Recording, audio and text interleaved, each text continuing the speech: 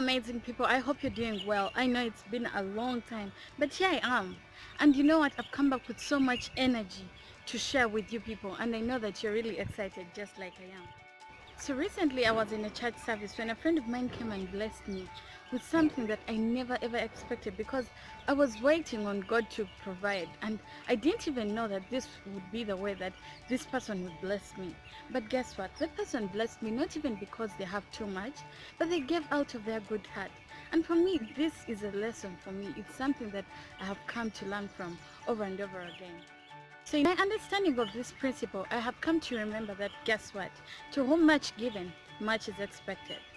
And you know, when the Lord gave us the opportunity to be alive, to have the things that we have, He did not give us so that we would keep them to ourselves, but to be a blessing to someone else.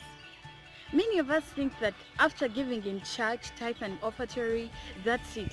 You've given, you're good with God and whatnot. But guess what? God is up there and your neighbor is right here, and it takes a certain degree of growth and spiritual maturity to understand the value of giving, because when you give, it's much better than receiving.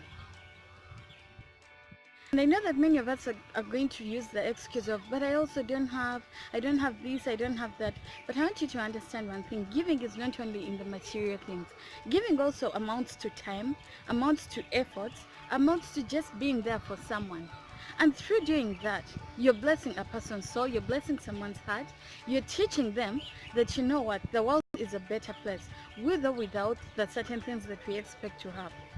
Giving is a gift from God, and when we use it and when we practice it, eventually we learn how to be more open to receiving as well. Because to tell you the truth, I used to find it hard to receive things from people, very hard, and I'm still growing into it. But because of the fact that maybe I also wasn't a giver as much, it became hard for me to also receive. And sometimes we think that people give us because they're looking for something, yet not.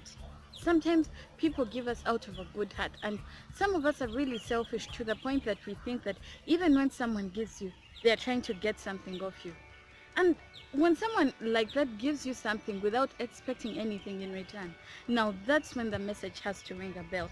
That's when you have to understand that giving is not all about receiving material things, and is not all about give me then I give you, but it's about giving without expecting in return, and having a pure heart about it, and thanking the Lord that He has blessed you with a heart to give. Like any other spiritual virtue, it's a muscle to flex. It's something that you have to keep doing over and over again, and eventually you'll get used to it, you'll love it. Without giving, you'll feel so bad, because that's the reason as to why we exist. That's the reason as to why we have people around us, as to why we have young children that are seeking for something to eat, that are seeking for a future.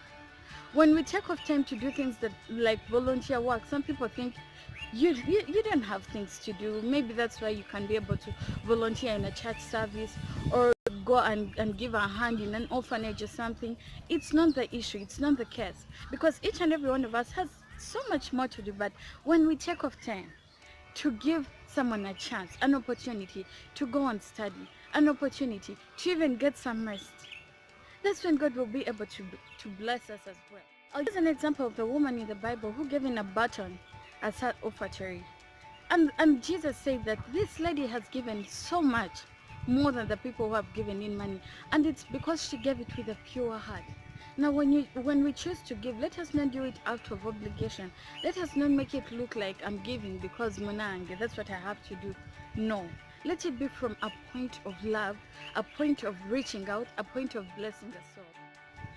We have to learn that at the point where we are blessed and are trusted with the little that we have, God will be able to bless us with so much more. It starts from the little. No one started big. That's not there. It starts from the little. And if you're able to bless someone with the little that you have, God will bless you with so much more, because you are a good steward. So let us not use excuses of I'm so busy with work and whatnot, because what will happen when you lose that work? What will happen when you lose whatever it is that you have? So I want us to look deep into our hearts and think about the fact that giving is not only about us having too much or us having time and stuff like that. Just be deliberate about it. That's where the difference comes in. Learn to be deliberate about things that will grow you, things that will change your life. And once you realize that you're able to do this, be able to spread the message elsewhere.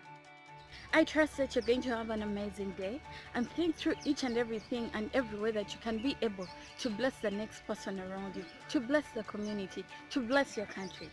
May God bless you.